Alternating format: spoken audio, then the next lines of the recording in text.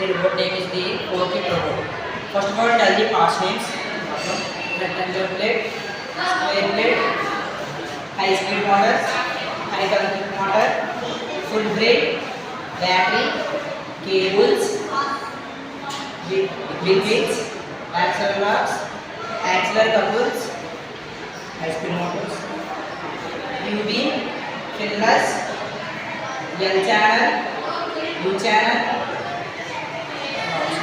big spare gear, small spare gear, rig gear, bolts and nuts.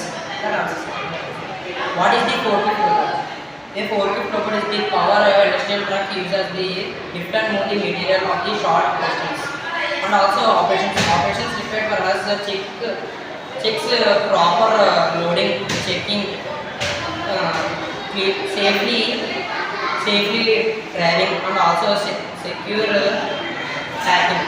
Operation must have cleanly visibilities, and also benefits. Benefits, the first one is the cost reduction.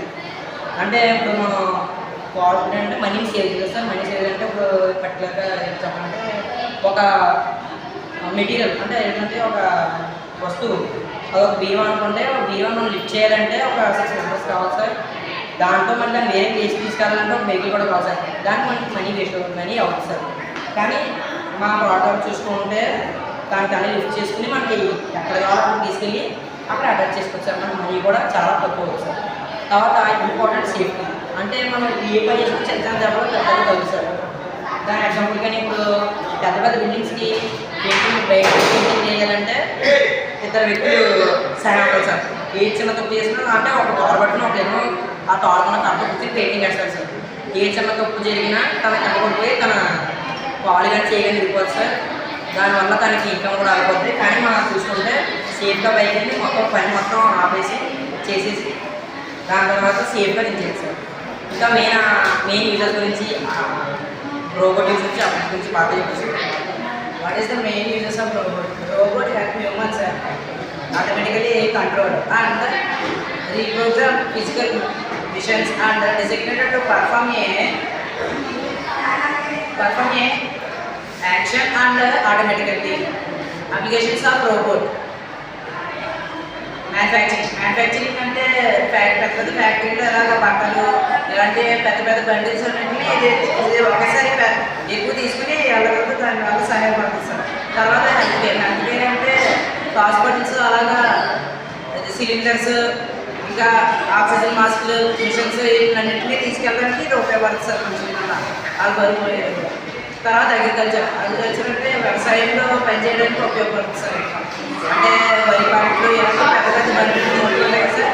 వాటిని ఎత్తుమీద పెట్టుకున్నా దీన్ని తీసుకుని వెళ్తారు sir. ఆ తర్వాత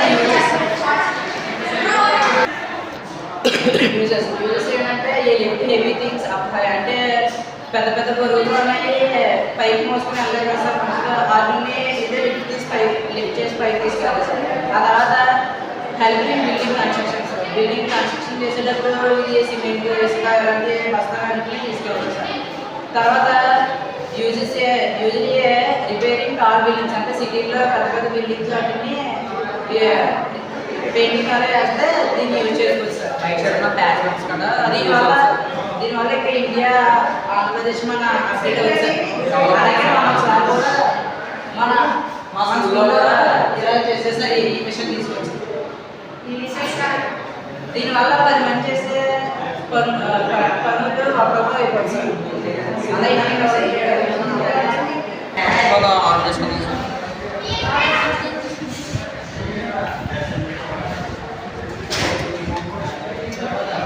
right side పడుతుందో మనం